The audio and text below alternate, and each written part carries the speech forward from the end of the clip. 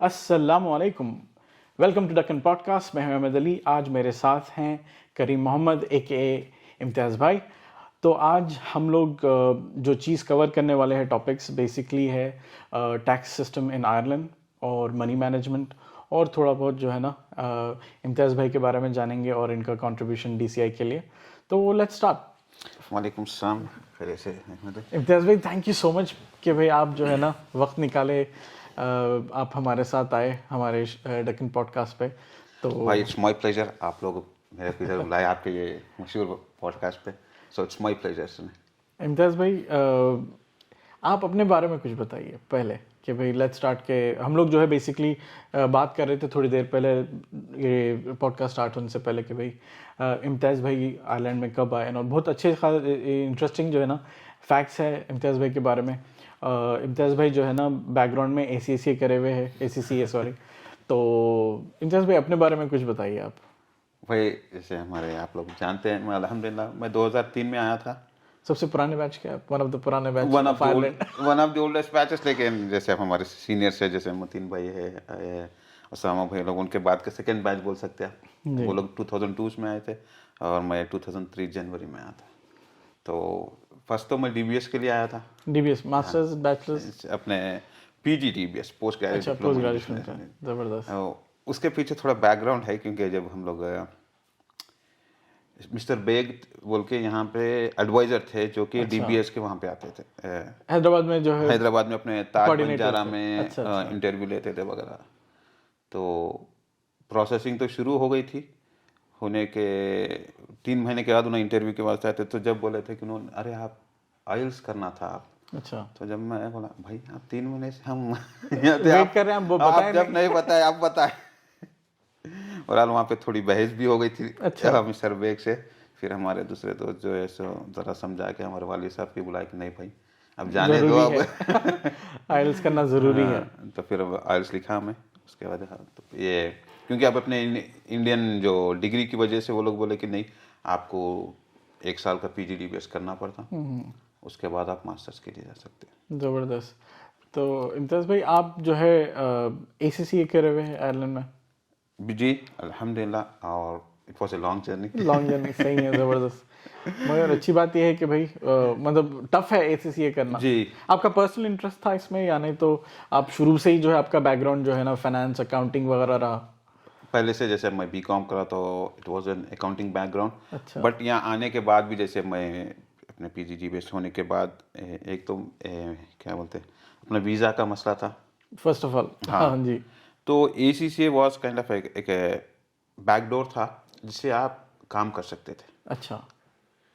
Full time काम कर सकते थे। एट द सेम टाइम आपको एक्सपीरियंस भी गेन हो रहा क्योंकि उसका part of the ACCA during the course was you have to gain 3.5 years experience minimum. हाँ, तो ये वर्क एक्सपीरियंस ज़रूरी था। बिल्कुल ज़रूरी है उसके लिए। अगर आपको सर्टिफिकेशन चाहिए तो आपको मिनिमम 3.5 years एक्सपीरियंस होना। अच्छा। हाँ, तो उसकी वजह से हम लोग को था चलो भाई आप जॉब भी कर सकते, फिर साथ में पढ़ाई भी होती।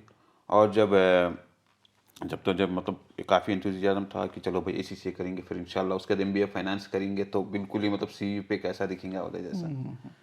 तो शुरू से आपका मतलब है बैकग्राउंड, और आप जी करेंटली जो है मैं समझता हूँ आप अकाउंट्स में ही काम करते हैं। जी अल्हम्दुलिल्लाह। अभी मैं IT डिस्ट्रीब्यूशन कंपनी है एरो ACS बोल के, उसमें क्रेडिट मैनेजर हूँ। अच्छा, ज़बरदस्त। अल्हम्दुलिल्लाह। तो ACCA का तो लंबी जर्नी थी। 2017 में मेरा कंप्लीट हुआ, ज़बरदस्त। क्योंकि काफ़ी हालात इधर उधर थे। नहीं, मेरे ख्याल से आप काम करते हुए भी जो है ना बिल्कुल पढ़ाई बिल्कुल, करना। क्योंकि ये क्या कहते हैं, जब काम आप जॉब करते हैं हाँ, उसके बाद आपको फिर इस पे पढ़ाई पे कंसंट्रेट करना इट्स वेरी टफ। बहुत मुश्किल है। और जब और आपकी शादी हो जाए और फैमिली आ जाए कमिटमेंट्स है, फिर उसके बाद और भी मुश्किल और है। भी मुश्किल हो जाए। मैं समझता हूँ सबसे इम्पोर्टेंट है कि भाई टाइम निकालना बिल्कुल सेल्फ स्टडी के लिए। जॉब तो खैर अपनी जगह है, फिर फैमिली का टाइम है, उसमें भी निकाल के जो है ना करना बड़ी बात है। बिल्कुल बिल्कुल। इसलिए अगर कोई करना चाह रहे ACCA तो मेरी ये एडवाइस है, पहले शादी से पहले जितने हो सकते उतने पेपर्स निकाल लो आप। अच्छा, सही है। अगर इंडिया से आ रहे जैसे डिग्री करे तो उसके बाद अपने को पार्ट 1 के 3 पेपर्स का एग्जाम्पशन मिलता। किसमें? ACCA में? ACCA में। जबरदस्त। उसके पूरे मिला के 13 पेपर्स है। तो आपको 4 पेपर का एग्जाम्पशन मिलता अभी, पहले वो 14 होते थे, अब 13 हो गए। तो आपको 9 पेपर क्लियर करना रहता अभी। हाँ। तो अब coming back to the topic कि भाई आयरलैंड में फर्स्ट ऑफ ऑल जो है ना, एक छोटा ओवरव्यू दीजिए कि भाई टैक्स सिस्टम किस तरह से काम करता। टैक्स जो है, तकरीबन आयरिश और ब्रिटिश टैक्स सेम है। अच्छा, हाँ। तो फर्स्ट है कि भाई अगर अब मैं जो है ना स्टार्ट ले रहा हूँ कि भाई मैं जॉब रजिस्टर करा, तो अब कई जगह लोगों को कन्फ्यूजन रहता कि भाई जब जॉब रजिस्टर करे तो एम्प्लॉयर जो है ना रजिस्टर करना टैक्स को, या अपन भी करना। सही। फर्स्ट ऑफ ऑल आपको आयरलैंड में काम करना है तो पहले आप अपना पीपीएस के लिए रजिस्टर करना पड़ता। अब आप पीपीएस के लिए रजिस्टर करने के बाद, पहले क्या होता था, आप एम्प्लॉयर तो आप रजिस्टर करना पड़ता था जॉब के लिए, और आपको ऑफिस जाके करना पड़ता था। अब पिछले 2 साल से ऑनलाइन हो गया। बिल्कुल, अभी तो हर चीज़ ऑनलाइन है, और उनकी वेबसाइट है revenue.ai, उस पर जाके आप अपने डिटेल्स इंटर करके लॉगिन कर ले myaccount.ai उसके अंदर। तो उसके बाद से आप अपनी जॉब रजिस्टर कर सकते हैं। अगर आपका जॉब चेंज हुआ वो कर सकते हैं, और आपका address, bank detail, you can update everything there. हाँ, ये बहुत मेरे ख्याल से बहुत अच्छा टूल है, लोगों को इस्तेमाल करना चाहिए।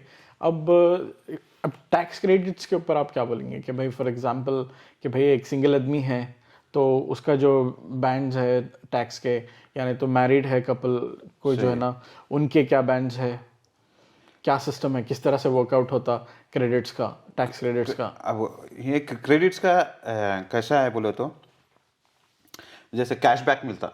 अच्छा, प्रोडक्ट्स, अपन कुछ प्रोडक्ट खरीदते हैं तो लोग कैशबैक देते, तो क्रेडिट सिस्टम भी वैसे ही है। यहाँ पे टैक्स जो है पे एज यू गो है। अच्छा, सॉरी, जैसे पे एज यू गो, पे एज यू अर्न। पे एज यू अर्न, ठीक है। तो हम जितने कमाएंगे उतना टैक्स पे उतना टैक्स भरेंगे। और यहाँ पे एक आप लोग भी सुनेंगे मशहूर कहावत है, there's 2 things certain, death and taxes। Ireland में आयरलैंड हाँ, ये बहुत जो है खतरनाक है टैक्स सिस्टम। अच्छा, मेरे ख्याल से मतलब अपने को अच्छी तरह से मालूम है कि भाई आयरलैंड में रह रहे हैं, अब यहाँ पे टैक्स सिस्टम बहुत जो है ना टफ है। और मैं समझता हूँ यूरोप में जो है ना आयरलैंड जो है टैक्स में बहुत ज़्यादा है इन जनरल ओवरऑल, कि भाई अपने कार इंश्योरेंसेस हो गए, या नहीं तो प्रॉपर्टी टैक्सेस हो गए। क्योंकि यहाँ पे जो मार्जिनल टैक्स बोलते हैं, जो हायर टैक्स रेट है 40%, वो आपको एवरेज 35,000 के ऊपर से आपको 40% हाँ, जैसा 35 क्रॉस करे करते हैं कि आपको 40% 40% पे करना है, विच इज लाइक ना हाईएस्ट इन आयरलैंड। सही है ये। मेरे ख्याल से अब थोड़े से जो है शायद चेंजेस भी आए रिसेंटली, पर अब तक का तो यही था कि भाई 35%। अगर आप सिंगल है, देखिए मैं बताता हूँ आपको, मैं भी नया था ये, हमारे सिंगल पर्सन हैं आप, तो आपको 36,800 के बाद से आप 40% पे करना है अगर आप सिंगल है। 36,800। 36,800। अच्छा, 35 से मेरे ख्याल से रिसेंटली ये चेंजेस, हाँ, मेरे ख्याल से यही चेंजेस है। यही, क्योंकि 35 से लास्ट 36 ईयर अपने last 3 years it was 35,300। Exactly, हाँ। अभी इस साल के फाइनेंस बिल में 36,800। थोड़ी रिलीफ है। यहाँ के रिलीफ देखते हैं आप, पेंशन में भी 5 यूरो बढ़ाते हैं लोग। हाँ। चाइल्ड वेलफेयर के भी 5 यूरो बढ़ाते हैं। तो यहाँ के रिलीफ ऐसे है कि भाई हर एक को थोड़ा थोड़ा दे के खुश कर देते हैं ये लोग। सही है। अब अगेन कि भाई जब टैक्स रेट्स की बात हो रही, तो इसमें जो है ना कई सारे जो है ना ऑप्शंस भी है कि जैसे स्टूडेंट्स हो गए, अब स्टूडेंट्स को एक ऑप्शन है कि उन लोग अपने पैसे वापस ले सकते हैं, कि भाई कुछ सर्टेन टाइम है ऐसा। सही है, 4 साल तक का उनके हर एक के लिए है ये, स्टूडेंट्स के नहीं। आपके लिए कौन सा भी क्रेडिट है आपके पास, मतलब डिपेंडिंग ऑन, क्लेम कर सकते हैं। हाँ, depending on your personal life. अगर आप जैसे सिंगल है तो आपको एक तो सिंगल क्रेडिट मिलता। मैं 2021 में जो रेट था वो बात करेंगे, क्योंकि अभी 22 में तो अभी जस्ट स्टार्ट हुआ तो कंफ्यूज।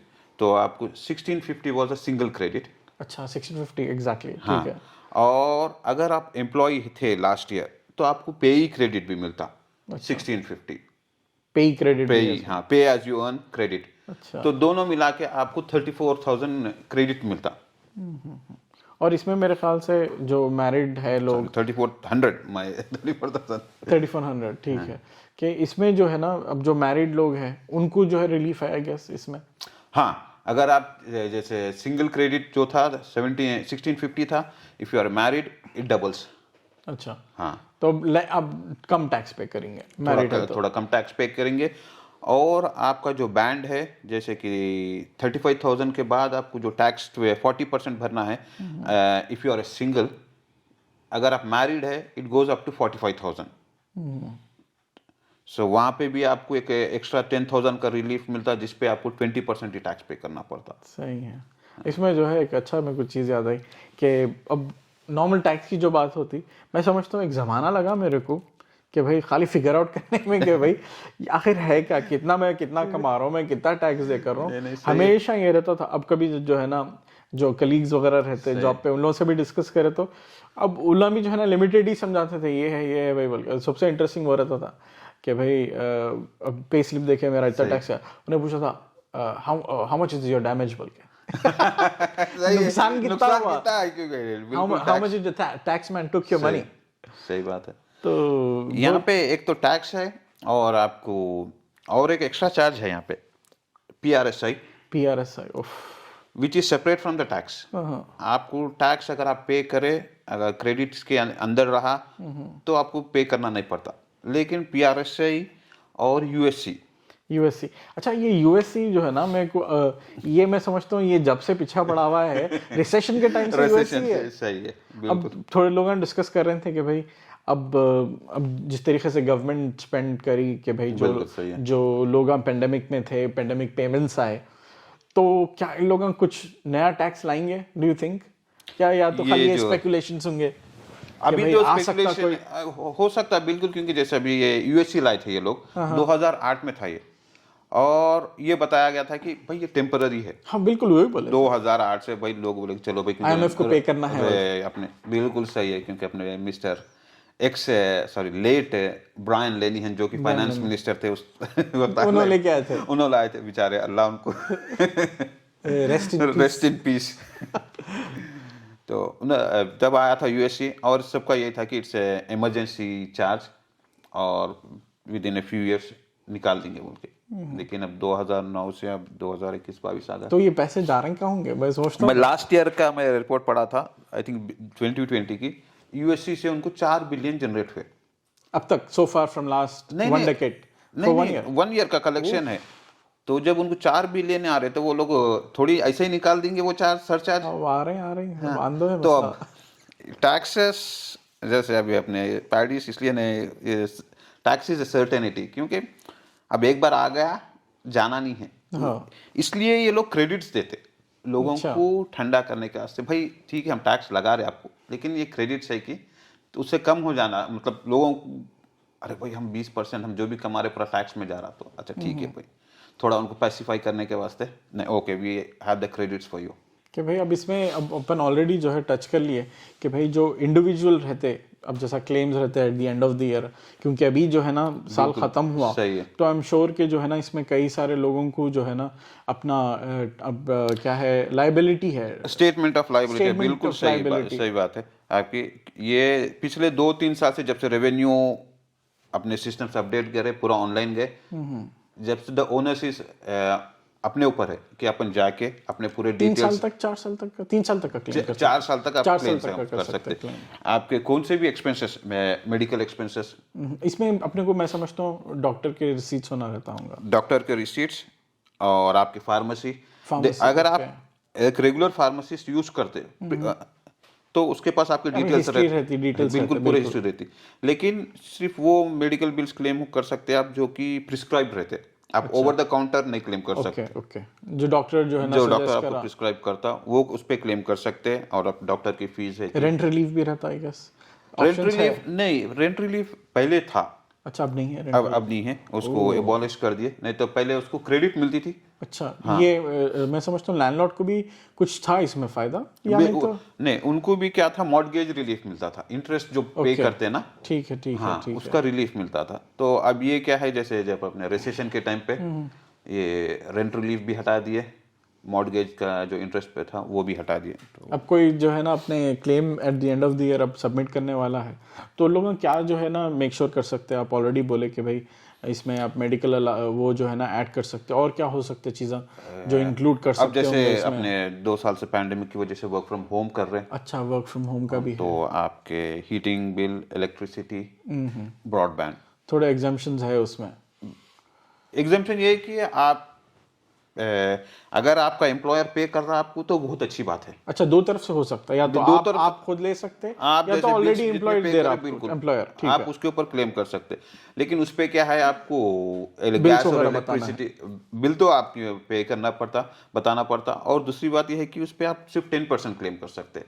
अगर आपका 1,000 रुपये हुआ बिल साल का, तो उस पर 10%, लेकिन उसको फिर आपको 10% में बताना पड़ता कि divide by how many days you worked. हाँ, अब वो टेस्को का है ना, एवरी लिटिल हेल्प। तो भाई कुछ भी है, थोड़ा बहुत सही आया तो सही आया है तो बोल के। सही है, बिल्कुल। तो अगर एम्प्लॉयर दे रहा तो 320 तक एग्जेम्पशन है, टैक्स नहीं लगता। तो अगर एम्प्लॉयर अगर आपको दिन के 1 यूरो भी दे रहा तो इट वर्क्स मोर बेनिफिशियल, जो भी एम्प्लॉय घर से काम कर रहे हैं उनके लिए। अच्छा, फिर going back to the same question कि भाई जो अपने स्टूडेंट्स हैं, क्या उन लोग ऑब्वियसली आप बोले कि जो है ना 4 साल, मतलब 4 साल उन लोग फीस पे करते रहना है उन लोगों को, अगर क्लेम करना है तो अपने पैसे? नहीं नहीं, आप मतलब 4 साल पीछे जाके क्लेम कर सकते हैं, ये नहीं कि कंटिन्यूस पे करते रहना। ओके, अगर फॉर एग्जांपल अगर मैं मास्टर्स पे आया और 2 साल में मास्टर्स करा, फिर जो है ना स्टार्टेड वर्किंग, मेरा वर्क परमिट हो गया, ब्ला ब्ला जो भी है, तो वो जो मैं 2 साल पहले जो फीस पे करा था मैं वो क्लेम कर सकता हूँ, या 4 साल, जो सॉरी 4 साल पीछे जो है ना? अब समझिए, अब 2022 है, ये 2022, हाँ। और कोई स्टूडेंट 2018 में आए थे और 2018 2019 में 10,000 ईच एनम पे करे, तो आज उनके पास टाइम है कि वो 2018 और 2019 के जो फीस पे करे उसका रिटर्न क्लेम कर सकते। लेकिन उसकी एक शर्त है, द मैक्सिमम लिमिट, अगर आप फुल टाइम स्टूडेंट है तो 7,000 तक क्लेम कर सकते। अच्छा। हाँ, और उसके अंदर फर्स्ट 3,000 वुड भी जैसे एक्सेस रहता है वो पे नहीं करते, यानी 3,000 से लेकर 7,000, 4,000 के जो यूरो है उसके ऊपर 20% आपको क्लेम कर सकते। 20% आता है। 20%। मैं समझता हूँ जो बड़े हेफ्टी फीस दे के आए हुए हैं उन लोगों के लिए जो है ना बहुत अच्छी चीज़ है ये। अच्छी चीज है, लेकिन अनलेस आप टैक्स पे करे रहे तो ही क्लेम कर सकते हैं आप। अच्छा, टैक्स पे करे हुए है बल, तो for example if you started working started working, और आप जो है हाँ, ना, ओके ओके ओके, ठीक अगर है। ये बहुत जरूरी बात है, टैक्स आपको वही वापस आता जो आप पे करे। अगर आप पे नहीं करे, नहीं करे, कुछ भी जॉब नहीं करे फॉर जॉब नहीं एग्जांपल, करे, तो आपको ये कुछ भी नहीं है। क्रेडिट्स वापस नहीं करते वो लोग। अच्छा, अब यहाँ तो अपन स्टूडेंट टच कर लिए, अब जो इंडिविजुअल फैमिलीज है तो इसके टैक्स बेनिफिट्स क्या हो सकते हैं? क्या क्या ऑप्शंस है टैक्स बेनिफिट्स? अब वेल, आपके जैसे कि फर्स्ट तो आप अगर शादी, मतलब if you married you will get extra credit, अच्छा, मैरिड क्रेडिट, स्पाउस के लिए। स्पाउस के क्रेडिट। और आपकी फैमिली है जो यहाँ पे है, अगर वो काम नहीं कर रहे तो उनके लिए आप होम केयर क्रेडिट है। अच्छा, होम केयर उन लोगों के लिए है, अगर अब कोई डिपेंडेंट आया अगर, तो आप उनके डिपेंडेंट है, आपके पास डिपेंडेंट है तो पहले तो बहुत कम क्रेडिट मिलता था, ओनली 70 यूरोस, लेकिन पिछले 2 साल से उसको बढ़ा के 245 करे। बट डिपेंडेंट्स जनरली काम नहीं कर सकते ना, तो नहीं, फिर डिपेंडेंट्स काम तो नहीं कर इसलिए स्पाउस को मिलता उसका। स्पाउस, क्योंकि अब जैसे आपके बच्चे हैं, if your wife is taking care of your kids, so she gets a home care credit. Okay, हाँ, सही है। तो dependent credit is someone apart from your spouse and your kids. The kids won't be counted as dependent, उनको ऊपर, बच्चे, अच्छा क्यों government पे रहते बच्चे? but they are your kids. So dependence is someone apart from your spouse and kids, like your father, your parents, your family. हाँ, तो खैर ये तो जो है अच्छी अपनी जो है ना, ये क्या बोलते हैं कि अपन, वो ओवरऑल टैक्स पे अपन ना जो है अच्छा खासा कवर करे कि भाई अब स्टूडेंट्स भी आ गए, फैमिलीज भी रहते, क्रेडिट्स हो गए। स्टूडेंट्स में क्या है, अगर पार्ट टाइम कर रहे हैं आप तो पार्ट टाइम कोर्सेज के लिए भी आप क्लेम कर सकते फीस। उसकी लिमिट है कि पहले 1,500 1,500 इज एग्जाम, अगर जैसे कोर्स जैसे समझे 3,000 का है तो आप उसको 1,500 फर्स्ट 1,500 पे आप क्लेम नहीं कर सकते, लेकिन नेक्स्ट 1,500 के लिए आप रिबेट क्लेम कर सकते, विच विल बी अगेन 20%। अच्छा, फिर रिबेट से आप मेरे को अच्छा जो है याद दिलाए कि भाई बहुत सारे ऐसे अकाउंटिंग फर्म्स है जो जो है जनरली एडवर्टाइज करते हैं रिबेट के ऊपर, टैक्स तो इन लोगों का वाकई हेल्पफुल है इन लोग या नहीं? तो ये क्या है, ये जो अक्सर ना जैसे आप पहले टच कर रहे थे, बेसिक चीज़ें रहते, लेकिन अब लेमैन के लिए इट्स सो डाउंटिंग। अरे भाई मेरे को ये करना, आप फिगर्स देखते कि जैसे भाई अब ये हाँ, फिगर है, मेरे को तो चक्कर आना शुरू हुआ। अब हालांकि इसमें से ये सॉरी ये फिगर अब इतने नंबर आ देखते कि बोलते भाई ये क्या है भाई, मेरे को नहीं होना भाई, ये सो ये किसको भी दे दो भाई, मेरे को तुम क्लेम करके दो। मेरे को, तो वो लोग बोलते हैं नहीं भाई ठीक है, ये पूरा सरदर्दी हम ले लेते हैं। हालांकि इसमें कई बार आप इजी चीज़ें रहता है, आप Basic देख चीज़ें लिए रहता है, बेसिक हाँ। चीज़ें रहता है भाई, डिपेंडेंट, क्योंकि ये सारे इतने क्रेडिट्स है सब अपने को अप्लाई नहीं होते। अच्छा, इंडिविजुअल सिचुएशन के ऊपर सिचुएशन के हिसाब से, अब जैसे डिपेंडेंट रिलेटिव है, ब्लाइंड है, मतलब गाइड डॉग है, काफी सारी चीजें यहाँ पे क्रेडिट देते हैं ये लोग। अच्छा, हाँ, आपके मतलब एज क्रेडिट है यहाँ पे, एज मतलब अगर आप ओवर 60s है, ओवर 65 ओवर 55 है तो उसका भी अच्छा, क्रेडिट उसके है अलग आपका। क्रेडिट्स है। अगर आप ब्लाइंड पर्सन है या दूसरे, काफी चीजें हैं यहाँ पे, तो वो हिसाब से, लेकिन ये सारे अपने को अप्लाई नहीं होते। तो जब अपन ये देखते कि भाई ये तो क्या समझ में नहीं आ रहा। नहीं आ रहा, तो वो लोग बोलते हैं कि भाई टू मेक इट इजी, अब ये लोग बोलते हैं भाई आप हमारे दे दो, परसेंटेज कुछ चार्ज करते हो? हाँ दे, वो लोग क्या करते हैं, आपको जो रिटर्न होता उसपे से ही चार्ज करते। नो, अगर रिबेट आपको वापस नहीं आ रहा तो नहीं करते रिबेट। अच्छा, हाँ। उन्हें जब बता देते हैं आपको, क्योंकि भैया वो लोग हर रोज देखते हैं आपको, मतलब दे नो प्रोफाइल्स चेक करते प्रोफाइल चेक करते हैं, आपकी प्रोफाइल चेक कर लिया भाई ये सिंगल पर्सन है, इसका इन्हें कितने क्रेडिट्स है इसके। जैसे फॉर एग्जांपल एक पर्सन है भाई, समझे सिंगल पर्सन है और सैलरी वाज 24,000। अच्छा, उसके credits sir sorry, annual salary, तो एनुअल सैलरी तो टैक्स कितना भरना भाई उन्होंने 20%, 20% जनरली उसूलन। 4,800 वुड बी एनुअल टैक्स, और क्रेडिट्स है 3500, 3,500 वो क्रेडिट डिवाइड्स होते हैं। डिवाइड होके अगर आपको टैक्स जाना चाहिए 1,300। अब बेसिक मतलब सिंपल है भाई, आपको टैक्स 20% जो है सो 4,800 होना था, आपको टैक्स क्रेडिट से 3,500, तो 1,300 आप टैक्स पे करना था। आपकी सैलरी से जैसे पहले P60 आता था, P60 वॉज ईयर एंड में आपको पूरा महीने साल भर के जितने भी टैक्सेस पे करे आप सब, उसका पूरा डिटेल रहता है उस पर P60s पे। P60 अब बंद कर दिया शायद P60। बिल्कुल P60 अभी सब स्टेटमेंट ऑफ लायबिलिटी आप अपने रेवेन्यू पे वेबसाइट पे जाके खुद ही आप खुद ही फिल कर सकते। अब इसमें इंटरेस्टिंग चीज़ ये है इम्तियाज भाई, कई सारे लोग हैं, ठीक है, जो कि ROI जो है अपना उसको अवेल नहीं करते, सर्विसेज जो है कि भाई अब मेरे कई सारे, कभी ऐसा होता दोस्त, अरे यार ज़रा उधर टैक्स ऑफिस जाना, अरे कहीं को जाते भाई टैक्स ऑफिस, आप सब ऑनलाइन है, यहाँ पे सब अवेलेबल है। मतलब इतनी टेक्नोलॉजी इतनी ज़बरदस्त हो गई और उन लोगों का टाइम बच रहा, अपना टाइम बच रहा, तो लोगों को जो है ना, मैं समझता हूँ ज़्यादा जानकारी नहीं है इसके बारे में। नहीं है, एक वाली स्टोरी है, अपने ग्रुप में एक लोग हैं, जैसे काफ़ी दिन पहले बोलते थे कि अरे भाई टैक्स इसमें वापस आता है, बोलते तो उन्होंने बोलते थे कि अरे रेवेन्यू ऑफिस नको जाओ भाई, गए तो खाली पीली तुमको टीवी लाइसेंस के वास्ते फाइन भी जाते। TV licence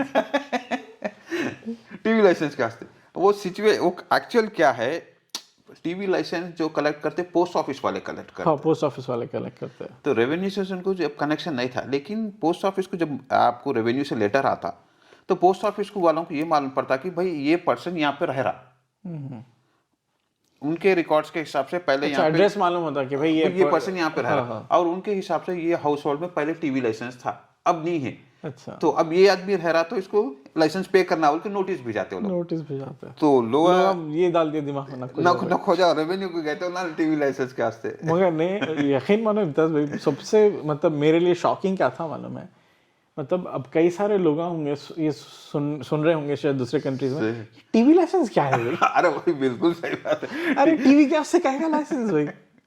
TV licence, dog licence. अच्छा, जो डॉग ओनर्स है उनको भी लाइसेंस है? बिल्कुल, डॉग लाइसेंस है यहाँ पे दो, मतलब नए आयरलैंड में फर्स्ट टाइम अपन, खासकर अपन इंडिया से आने वालों के लिए ये दो चीज़ें तो बिल्कुल नए थे। टीवी लाइसेंस, अरे टीवी के ऊपर किसको होना मैं लाइसेंस बन के, पर खैर वो रूल है, मैं समझता हूँ इसका जो टैक्स है collection, I think if I am not wrong it's around 160 euro for the year. हाँ बिल्कुल सही है, 160, और इससे जो भी रेवेन्यू जनरेट होता, इनका जो नेशनल चैनल है RTE, अच्छा, उनको कंट्रीब्यूट होता। जबरदस्त, सही है। चलिए भाई, क्योंकि आप जो है ना फाइनेंस के बैकग्राउंड से है तो थोड़े चीज़ां थे कि भाई जो मैं सोच रहा था कि जो है ना आपसे पूछेंगे कि भाई लोगों को भी जो है ना इसमें काफ़ी जो है ना जानकारी होती। मनी मैनेजमेंट कि भाई मनी मैनेजमेंट जो है ना, अब मैं पर्सनली आई थिंक मैं बहुत ख़राब हूँ मनी मैनेजमेंट में। तो क्या है जो मनी मैनेजमेंट जो है ना, अब कोई सिंगल है तो उन्हें जो है ना अपने पैसे किस तरह मैनेज करना चाहिए, कोई फैमिली है तो उन लोगों का किस तरीके से मनी मैनेजमेंट करना चाहिए। Well this is like again भाई अपने अपने इंडिविजुअल पर्सनालिटीज पे डिपेंड करता मनी मैनेजमेंट, लेकिन मोस्टली अगर मेरे से पूछे कि अगर स्टूडेंट्स है, क्योंकि खासकर अब जैसे अपन इंडिया से आने के बाद वो एक चीज़ बहुत केयरफुल रहना अपन, credit cards. Credit cards, oh my God. Credit cards क्या बोल सकते हैं आप, आपको इतना इजी करके दे देते वो लोग। लो भाई, दे दे, पीछे पड़ के देते हैं, लो क्रेडिट कार्ड लो, क्रेडिट कार्ड लो। सबसे पहले गलती अपन सभी जो भी स्टूडेंट्स आए थे सबसे पहले आई थिंक वो अपन सब करे, सो एक मैं भी हूँ इंक्लूड। मैं समझता हूँ मेरे पास जो है, जब मैं आया था अराउंड बैक इन 2006, मेरे को बैंक वाले दिए थे, वो था 400 का, ठीक है। वो तारीख है और आज की तारीख है। मैं उसके बाद जो है ना कभी भी जो है ना क्रेडिट कार्ड के पीछे नहीं गया, क्योंकि जो है ना हमारे एक थे बैक होम जो है ना, जब मैं इंडिया छोड़ रहा था तो हमारे जानने वाले थे, मैं उनसे पूछा था कि भाई कोई एडवाइस है। उन्हें बैंकिंग उनका जो है बैकग्राउंड था। अरे सही है।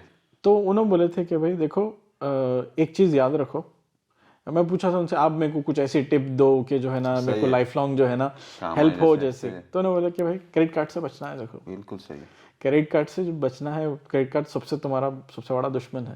बिल्कुल सही। तो मैं समझता हूँ स्टूडेंट्स के साथ होता है जनरली, नए नहीं खासकर नए आने के बाद, क्योंकि फर्स्टली अपन जब इंडिया से आते, अब अपने इंडिया में तो मतलब जब मैं जैसे अब 15-20 साल पहले कि आज तो चलो अल्हम्दुलिल्लाह इंडिया में एक यंग जनरेशन पार्ट टाइम कर रहा, डिग्री के बाद वो लोग जॉब करना शुरू कर दिए। लेकिन उस वक्त जब अपन आते थे तो वहाँ पे तो फर्स्ट टाइम जॉब नहीं करे सो रहते थे। अब यहाँ आने के बाद अपन जॉब स्टार्ट करें, वी स्टार्ट अर्निंग, तो अब अपने पास रहता कि चलो भाई अपन अर्न कर रहे हैं, अब अपने कुछ भी अपन खरीद सकते तो और credit card is easy money. Easy money. और कैसा मैं समझता हूँ कि भाई क्रेडिट कार्ड के फायदे भी है मगर नुकसान ज्यादा है। नुकसान फायदे तो क्या है भाई, अपने को एंटाइज करने के फायदे है कि इजी मनी दे। नहीं, अब समझो कि भाई आधी रात को आपको कोई चीज की जरूरत पड़ गई, इफ यू ब्रोक, सही कि भाई आप क्रेडिट कार्ड जो है ना वो कर लिए, फौरन यूज कर लिए। मगर ये जो है ना सिचुएशन मैनेज हो सकती, हैंड लोन ले सकते हैं। वो अपने दिमाग पे वही प्ले करते हैं कि जैसे भाई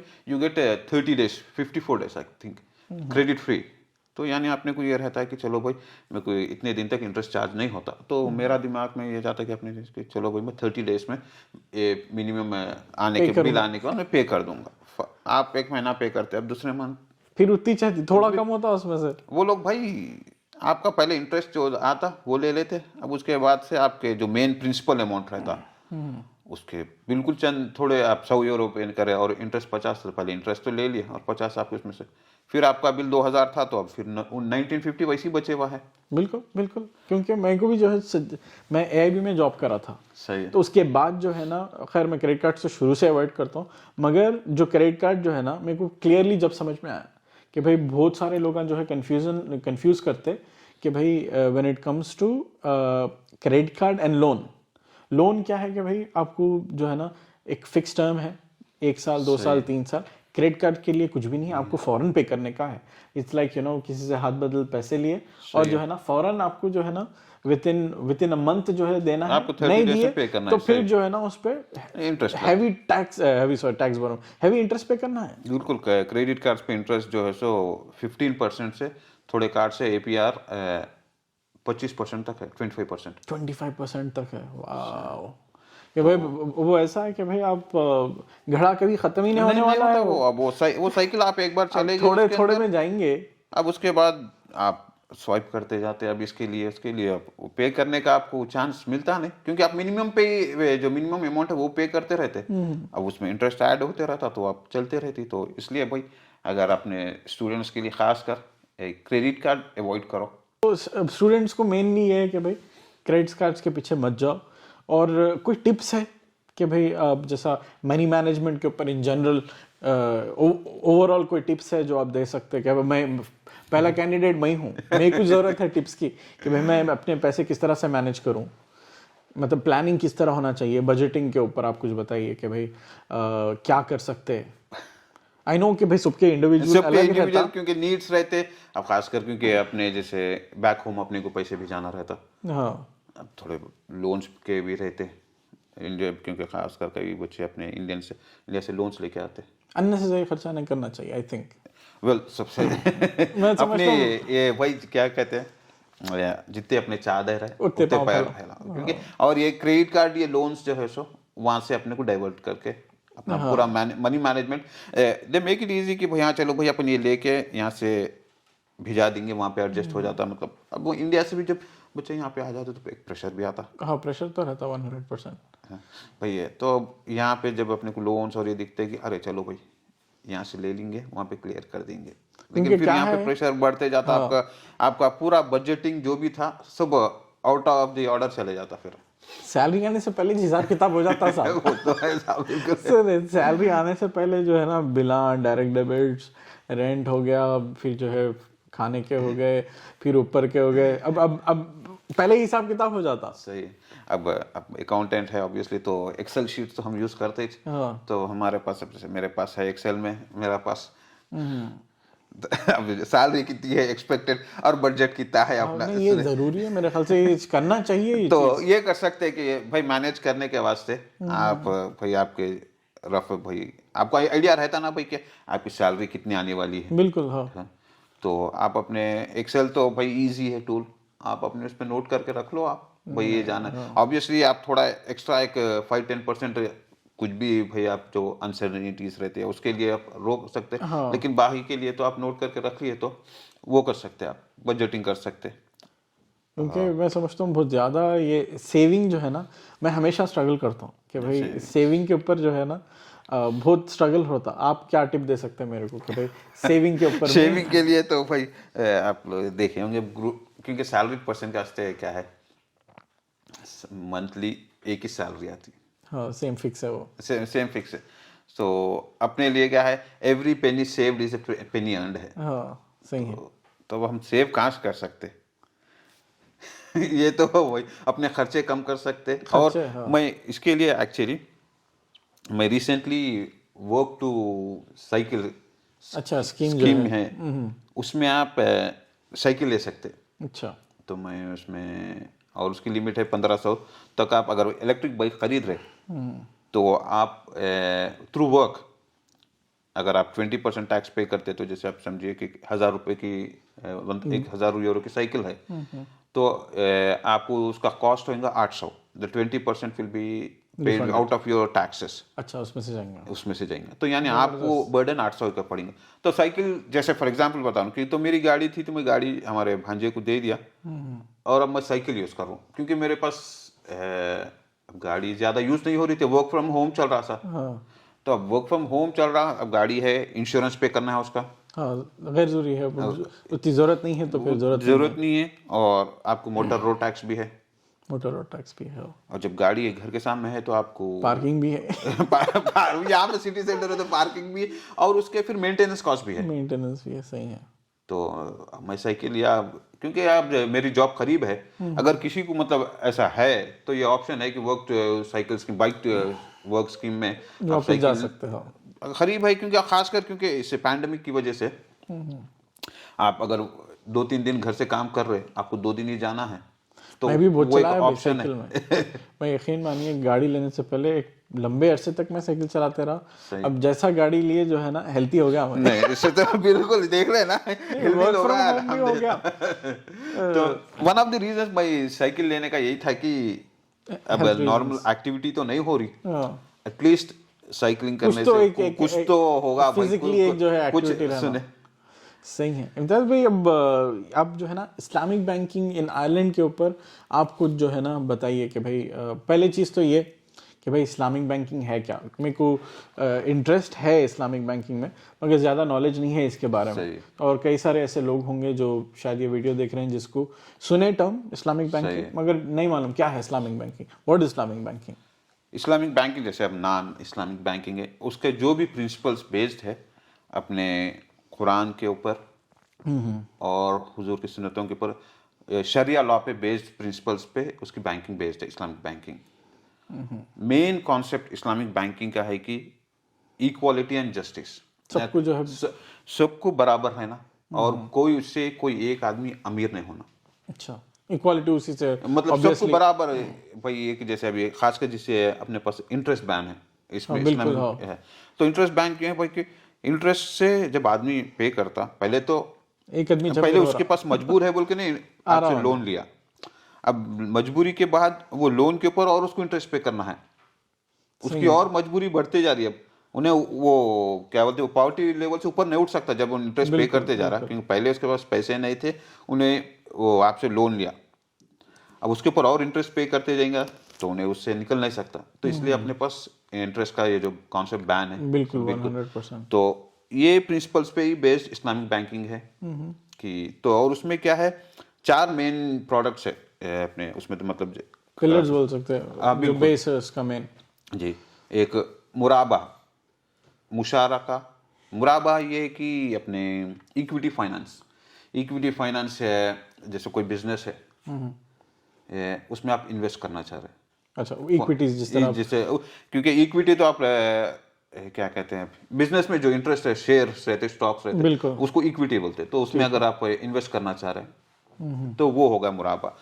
और दूसरा है मुशारका इज पार्टनरशिप, किसी से बिजनेस में आप again business combination, it's a joint venture या अपने पार्टनरशिप के फिर लिए, ये भी फिर इन्वेस्टमेंट ही चाहिए अभी। ये भी इन्वेस्टमेंट ही है। बिल्कुल। और एक है अपना इजारा इज लीज, और इसी के ऊपर ही बेस्ड है अपना जो इस्लामिक बैंकिंग का जो मॉर्गेज सिस्टम है, इजारा पे बेस्ड है।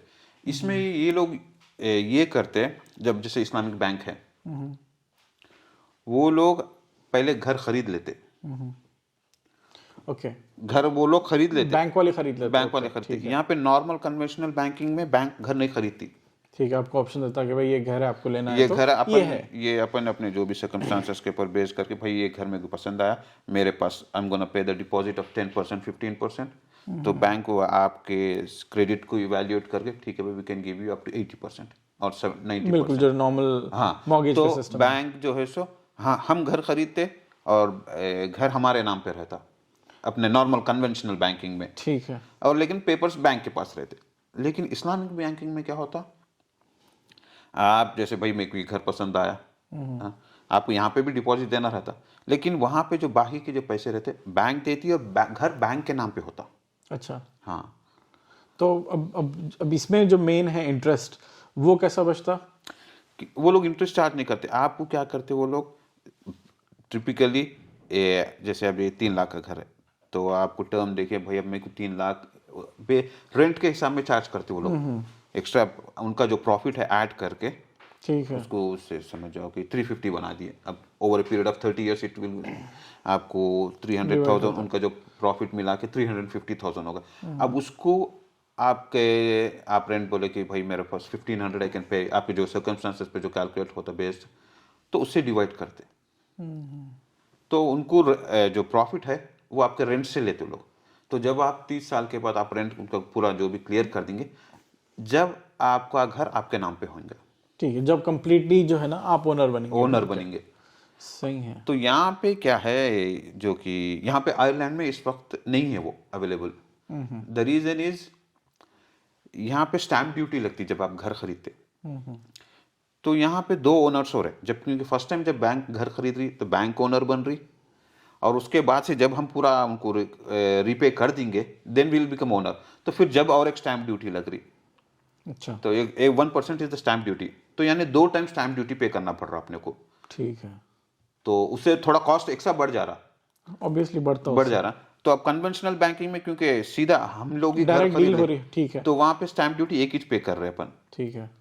तो उसकी वजह से यहाँ पे इस्लामिक बैंकिंग वो लोग ये चाह रहे हैं कि गवर्नमेंट लीगल है जो लेजिस्लेशन में थोड़ा रूल चेंज करे। मेरे ख्याल से जब इतनी अच्छा सिस्टम है कि ऑब्वियसली कि भाई बैंकिंग सिस्टम ही बने हुए लोगों से कमाने के लिए, सही है। अब मेरे ख्याल से इन लोगों को अडॉप्ट करना चाहिए ये। बिल्कुल, मतलब 3 साल पहले यहाँ पे अपने क्लॉन्स की मस्जिद में एक सेमिनार हुआ था, बिल्कुल याद है मुझे। और यूके की बैंक है रयान बैंक, अच्छा, वो लोग आए थे और अपने आई थिंक फाइनेंस मिनिस्टर है कोई वन ऑफ द मिनिस्टर्स भी थे वहाँ पे, लेकिन ज़्यादा टाइम नहीं दिए। लेकिन उनका यही था कि भाई दिल्ली में मेन हर्डल यहाँ पे ये है कि थोड़ा लीगल जो लेजिस्लेशन लाए, ताकि क्योंकि अब ऑब्वियसली जब बैंक यहाँ आए तो उनका टारगेट ये रहेगा कि not just Muslims, obviously first इसमें फ़ायदा तो सबका है इसमें। बिल्कुल सबका फायदा है, तो उनको ये रहेगा कि भाई दूसरे लोगों को भी टारगेट कर सके। लेकिन अब जो दूसरे लोग जब घर खरीदने गएंगे तो वो लोग दोनों को कंपेयर करेंगे ना, ठीक है, हाँ। जैसे कन्वेंशनल बैंकिंग भी है यहाँ पे, लेकिन अब जब ये इस्लामिक बैंकिंग से करेंगे, ये स्टैम्प ड्यूटी की वजह से इनका कॉस्ट बढ़ जा रहा, तो वो लोग फिर ऑब्वियसली जिसके पास कॉस्ट कम रहेंगे उनके पास उनके जाएंगे, पास जाता सही। तो वो एक बड़ा हर्डल है यहाँ पे इस्लामिक बैंकिंग आने के लिए। आयरलैंड में क्या सिचुएशन है, मतलब इस्लामिक बैंकिंग का? ऑब्वियसली कि भाई अपने पास उतने, यूके में उन लोग एडवांस है। बिल्कुल बिल्कुल, यूके में यहाँ तक जो नॉर्मल कन्वेंशनल बैंकिंग के जाइंट है HSBC, उनका खुद का सेपरेट इस्लामिक बैंकिंग यूनिट है। हाँ, और दूसरे अपने काफ़ी सारे बैंक्स हैं वहाँ पे, जो कि मलेशियन बैंक्स भी है। कहाँ भाई? ये यूके में है? यूके में है। अच्छा। हाँ, और ये जैसे अल रयान, ये भी गल्फ की बैंकिंग है। ये इस्लामिक बैंकिंग मोस्टली तो गल्फ में बहुत पॉपुलर है, और मलेशिया वगैरह भी पॉपुलर मेरे ख्याल से मलेशिया में अच्छा खासे कोर्स वगैरह ऑफर करते है। हैं बिल्कुल बिल्कुल, इट्स ए भाई 1 ट्रिलियन मार्केट है इस्लामिक बैंकिंग का, इस्लामिक बैंकिंग की। वाह। 1 ट्रिलियन। और ये जब फाइनेंशियल क्राइसिस आए थे, क्योंकि इस्लामिक बैंकिंग में आपको ये जो फाइनेंशियल क्राइसिस आए थे मेनली इसलिए स्पेकुलेशन की वजह से आए थे। स्पेकुलेशन जो कि अपने इस्लामिक बैंकिंग में नहीं है, अलाउड नहीं करते, तो उसकी वजह से इस्लामिक बैंकिंग जब क्राइसिस की वजह से काफ़ी पॉपुलर हुआ था। लोग जैसे कि इसे जो जो फाइनेंशियल क्राइसिस आए थे, ये था कि सब प्राइम और काफ़ी सारे मॉर्गेज जो लोग लिए थे, ये जो बैंक उस पर बेट लगा रहे थे कि ये लोग डिफॉल्ट करेंगे बोल के। अच्छा, okay okay okay, system failure बताने के लिए। हाँ, ठीक है। मतलब वो लोग ये काफ़ी सारे अमेरिका में जो हेज फंड्स थे और काफ़ी बड़े बैंक भी थी, लेमन ब्रदर्स जो कि सबसे बड़ी क्लब्स हो गई वहाँ पे, उनका यही था कि वो लोग इनको सब प्राइम पैसे देते गए, लेकिन वहाँ पे और थोड़े लोग थे कि नहीं ये लोग डिफॉल्ट करेंगे। अच्छा, तो उस पर बैटिंग हुई उसके पर बेटिंग, ये बैंक वाले खुद बेटिंग कर रहे थे इसके ऊपर, कि भाई होती कैसा भी जो हाँ, डिफॉल्ट बन रहे लोग डिफॉल्ट डिफॉल्ट बढ़ते बोल के। तो जब वो कोलैप्स हो गया पूरा सिस्टम, क्योंकि आप बैंक भाई आपको मालूम है ये डिफॉल्टर होने वाला, उसको और देते गए वो लोग, अच्छा, लीवे दिए उस वो लोग। देते गए। सही है। तो ये जो मेन था स्पेकुलेशन की वजह से था, तो इसलिए अपने पास जब हालांकि जैसे अब इस्लामिक बैंकिंग में जैसे मुराबा है, इक्विटी फाइनेंस, आप शेयर्स में पैसे लगा सकते हैं आप, लेकिन सिर्फ वो शेयर्स में पैसे लगा सकते हैं जो कि आप जैसे मेनली तो फर्स्ट ये है कि वो कंपनी रहना चाहिए जिससे कम्युनिटी को फायदा हो, और थोड़े गैम्बलिंग, अपने एम्यूनिशन, और ऑब्वियसली अल्कोहल और पोर्क रिलेटेड और यानी पोर्नोग्राफी, वो कंपनीज में नहीं लगा सकते, इन्वेस्ट नहीं कर सकते। और एक है कि अगर उस कंपनी के पास मोर देन 33% उनकी इक्विटी इंटरेस्ट से ज़्यादा है, इंटरेस्ट है, ठीक है, जैसे कि वो लोग कंपनी में 100 यूरो में 33 यूरो चार्ज कर रहे हैं। और नहीं इंटरेस्ट लिए सो है लोग, ओके, ऑलरेडी लेके इंटरेस्ट पे वो करे सो है, तो वो कंपनीज में भी अपन इन्वेस्ट नहीं कर सकते। सही है। अच्छी, बहुत मेरे ख्याल से अभी आई एम श्योर के जो है ना, Islamic banking is not only for us. नहीं नहीं भाई, हमारे ACCA के कोर्स में है वो। अच्छा, इस्लामिक बैंकिंग मेंशन है, इस्लामिक नहीं, पूरा एक चैप्टर सब्जेक्ट है। ओके, बिल्कुल ACCA के कोर्स में आपको फाइनेंशियल मैनेजमेंट है, पेपर है फाइनेंशियल मैनेजमेंट में, आपको इस्लामिक बैंकिंग का एक तो फाउंडेशन लेवल पे भी है और प्रोफेशनल लेवल पे भी इस्लामिक बैंकिंग का पूरा एक चैप्टर है आपको। तो बिल्कुल, क्योंकि मेरे को नहीं मालूम था कोई कि इतना है ACCA में इस्लामिक बैंकिंग के बारे में। जब इतना पॉपुलर हो रहा तो बस because of if you going to become financial management और financial manager, you have to learn about all the types of different systems. और ऑब्वियसली क्योंकि ये जैसे फेयरनेस और इक्वालिटी के ऊपर बेस्ड है, बिल्कुल बिल्कुल, इससे काफी लोग मुतासिर हुए। और मतलब भाई आप अब सोचो, आप 1 ट्रिलियन का market, 1 trillion is not joke, बहुत बड़ी मार्केट है 1 ट्रिलियन, तो ऑब्वियसली तो ये तो इक्विटी में आप बिल्कुल आप शेयर्स में वगैरह में खरीद सकते, लेकिन ये थोड़े रेस्ट्रिक्शंस है। सही है। मतलब माशाल्लाह आपका जो है ना बहुत साउंड बैकग्राउंड है अकाउंटिंग को नहीं लेके। अल्हम्दुलिल्लाह। नहीं बहुत अच्छा इंटरेस्टिंग है। कई सारी चीज़ें जो है मेरे को नहीं मालूम से जो है ना, आई एम सरप्राइज कि जो है ना मैं ये चीज़ों से लर्न कर आज। नहीं, आपका अब शुक्रिया। इम्तियाज़ भाई, आप जो है ना डक्कन क्लब ऑफ आयरलैंड जो अपना DCI है, जी जी उसकी भी आप जो है ना माशाल्लाह बहुत ज़बरदस्त जो है खिदमत अदा करे से है आप। कि एक आप मेरे ख्याल से एक बहुत लंबे अरसे तक आप ट्रेजरर थे। जी तो जी। आप इसके बारे में बताइए कि आपकी ओवरऑल जर्नी कैसी रही।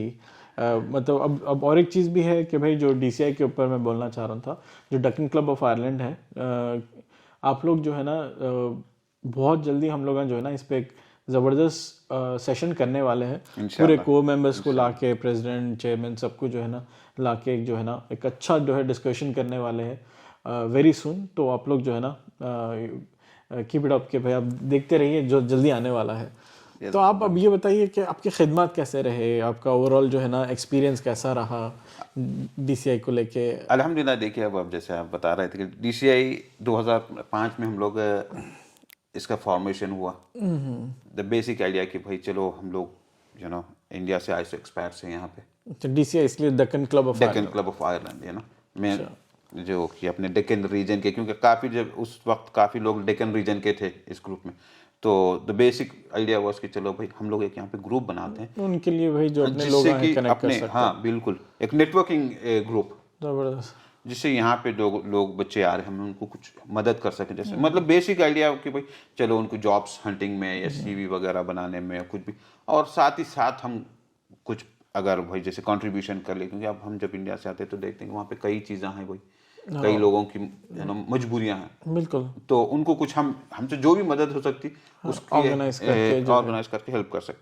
तो that was the basic idea. और अल्हम्दुलिल्लाह आज भी वही आइडिया है कि यहाँ पे अभी, क्योंकि यहाँ पे जैसे हम लोग 15 साल हो गए, 15-20 साल से, तो फैमिलीज बढ़ गए। अभी भी हमारे ज़रूरत, जैसे हम जब बैचलर्स थे आज फैमिलीज हो गए, आज फैमिलीज मतलब बच्चे हो गए, तो उनके लिए भी हम लोग ये काफ़ी चीज़ें सोच रहे हैं। जैसे अब आप बताया अपना DCI का जब इंशाल्लाह सेशन होगा, हाँ, उसमें उस तो पर जो है उसमें पूरी डिस्कशन गुफ्तगी होगा यानी क्लियर। डिटेल में इंशाल्लाह आपका बात रोल करेंगे। जो है ट्रेजरी, तो आप क्या क्या काम अब करते देखो, हैं आप उसमें? जैसे आप मेरे को अकाउंटेंट है बोल के आप टैक्स के लिए बात करें, तो वैसे DCI वाले भी बोले भाई आप अकाउंटेंट है तो आप ट्रेजरर बन जाइए। तो हमारा अल्हम्दुलिल्लाह जब इलेक्शन हुआ था तो उसमें ट्रेजरर की पोस्ट से अल्हम्दुलिल्लाह लोग ऑनर करे। तो जबरदस्त। नहीं माशाल्लाह जो है ऐसे बहुत मेन अच्छा यही है। रहता है कि भाई अब जैसे हमारे ग्रुप है, ग्रुप में वॉलंटरी कंट्रीब्यूट करते हैं हम लोग। पहले छोटी रकम देते, अभी भी छोटी रकम, जैसे 5 यूरोस, 10 यूरोस, 15, जो भी लोग वॉलंटरली कंट्रीब्यूट करना चाह रहे हैं, बिल्कुल। तो वो लोग वो कंट्रीब्यूशंस को मैं फॉलो अप करता हूँ। फॉलो अप करके, क्योंकि जैसे अब हमारे मल्टीपल प्रोजेक्ट चलते रहते हैं, मतलब खासकर जैसे कोई लोग बीमार है, कोई इंडिया से कोई जरूरतमंद है लोग, जरूरतमंद लोगों जिसको के जो है लिए, ना जिसके सख्त जैसे जरूरत है। मेनली हम लोग टारगेट तो ये करते हैं कि अपने ऑर्फेन्स, विडोज, उनको मदद बेनिफिट पहुंचे। करने के लिए बिल्कुल। तो वो जो कंट्रीब्यूशंस होते हैं उसको हम लोग एक ग्रुप फंड बनाए से हैं, उससे फिर हम लोग इंडिया भी जाते हैं। जो आपका कलेक्शन होता आप लोग बिल्कुल। जो है यहाँ पे स्पेंड करते हैं यहाँ उसका यहाँ पे जो DCI को। फंड जो हम लोग, मैं अपने वॉलंटरी कंट्रीब्यूशन से, तो वो मैं मैनेज करता हूँ बस। तो नहीं माशाल्लाह के बहुत मैं समझता हूँ इसका अजर बड़ा है। अल्लाह के फजल से अल्लाह भाई के पास देखियो, जो है ना। ये जो हमारे क्या है DCI के ऑनर है, मतलब कि भैया हमारा, वो लोग जिम्मेदारी दिए ये। नहीं माशाल्लाह तो ज़बरदस्त जो है आप क्योंकि मैं काफ़ी अरसे से, मेरे को जब से याद है मैं समझता हूँ आप, मैं DCI से आपको जो है कनेक्टेड ही देखा है हमेशा। जी अल्हम्दुलिल्लाह। ज़बरदस्त। तो खैर अब ये तो जो है ओवरऑल बातें हो गए, अब थोड़े सवाल जवाब भी हो जाएंगे। अरे भाई क्या बोलते हैं? तो जो है हम लोग थोड़े बनाए थे ये क्या क्वेश्चंस है के भाई। पहली चीज थोड़े बहुत क्वेश्चंस है भाई। भाई अब मेरे को हॉट नहीं उतने भी नहीं है, अब उतने खतरनाक सवाल नहीं है। खतरनाक तो नहीं है ना भाई, अपने हैदराबादी सवाल। हैदराबादी है थोड़े चीज़ कि भाई देखेंगे भाई हैदराबादी कितने % है ओके हैदराबादी। अच्छा। अब इतने साल हो गए भाई बाहर आके, सही है। तो अभी हैदराबादी अंदर मैं का खाया हमारे हुआ नहीं है बल्कि। रिसेंटली किसी को बोल रहा था भाई, क्योंकि अभी आके जैसे 2003 हो गए, नियरली 18-19 ईयर्स हो गए। सो अगर half of the life almost 40 years को टचिंग है भाई, 40 हो गए, तो हाफ आप यहाँ पे स्पेंड कर लिए नियरली। अब हमारे चाहते अपने अपने आप लोग भी यहाँ पे 2006-7 से आए, 2005 से, तो nearly half of the life अब यहाँ के हो गए। और एक दो चंद साल गए तो मेजॉरिटी यहाँ के हो जाते हैं। हाँ, हाफ से ज्यादा होता है। खैर मगर अपना रूट्स रहते हैं। बिल्कुल, टच। बिल्कुल। Make a sentence using the word बैगन। बैगन की बातें कर रहे क्या यार, तो हैदराबादी छूटते। और कहाँ यूज कर सकते हैं बैगन? थोड़ा क्या बोलते हो, वल्गर हो जाता है को। नहीं, बैगन का क्या है, मैं ख्याल से जो बैगन है का सादा एक बहुत अच्छा जो है फिलर है बैगन। बिल्कुल बिल्कुल, एक्सप्रेशन भी है। रमजान में भजिए बना रहे, तब बोले कोई बोलेगा अरे बैगन के भजिए बनाओ भाई। बैगन के भजिए। सही है। अच्छा, वाइफ और फ्रेंड्स? भाई घर को जाना है इसमें। नहीं, अब ये सवाल तो जवाब होना है, वाइफ और फ्रेंड्स। वाइफ को भाई। अरे देख रहे हैं, फंस गए। अच्छा, फेवरेट सॉन्ग, ओल्ड या कोई क्लासिक, आपका कोई फेवरेट गाना? परसों में अपनी एक महफिल में थी, तो उसमें सबके गाने करियोकी चल रहा था, तो हमारा तो गाना था भाई, हमारे फारूक भाई गाना चुने भाई हमारे, अरे क्या था ना, अरे ऐसा कोई मिल जाए, नहीं हर किसी को नहीं मिलता प्यार, तो फारूक भाई का आवाज तो वो जबरदस्त। What is your favourite Hyderabadi sweet? कौन सी आपकी जो है फेवरेट हैदराबादी मिठाई है भाई? अगर अच्छा मिठाई देखे तो अपने को तो ये पसंद आती है काजू कतली। काजू कतली तो भाई जबरदस्त, एनी टाइम है। What's your favourite food? Can you make it? आप जो आपका फेवरेट खाना है बनाते हैं? मेरे दो है भाई, एक अच्छा, signature dish? Well signature dish बोले तो खट्टी दाल। खट्टी दाल, अरे खट्टी दाल, गोश्त ऑब्वियसली, जुम्मे के दिन खट्टी दाल तला हुआ गोश्त। खट्टी दाल तला हुआ गोश्त, अब्बा हैदराबाद की याद आ रही मेरे को। हमारे अलबत्ता हमारे बच्चे पसंद नहीं करते दाल। अब्बू जी क्या दाल दाल इज जस्ट वाटर। दाल दाल है। I heard you are short tempered. How you worked on it?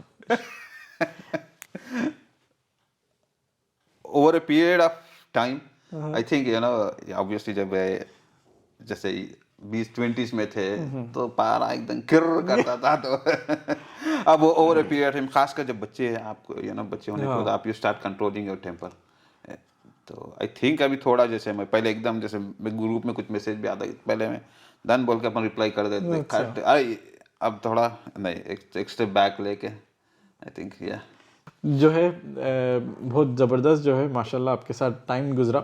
इंशाल्लाह कि आप आए, टाइम निकाले, जो है ना बहुत टाइम से जो है हम लोग आप प्लान कर रहे थे, फाइनली जो है ना आज जो है इम्तियाज़ भाई के साथ जो है माफ़ी चाहता हूँ मैं, लेकिन आप लोग जो है मिल गया। बहुत बहुत शुक्रिया, thank you so much for coming on Deccan podcast. और फिर अगेन आप लोगों के लिए मैसेज है भाई, if you like this video उन लोगों के साथ शेयर करिए जिससे इसको फ़ायदा हो सकता, और कमेंट्स करिए कि भाई आप लोगों जो है ना आज के टॉपिक के बारे में क्या सोचते, इस्लामिक बैंकिंग के ऊपर आपके कोई सवाल है तो नीचे करिए, या नहीं तो मनी मैनेजमेंट रिलेटेड है तो करिए।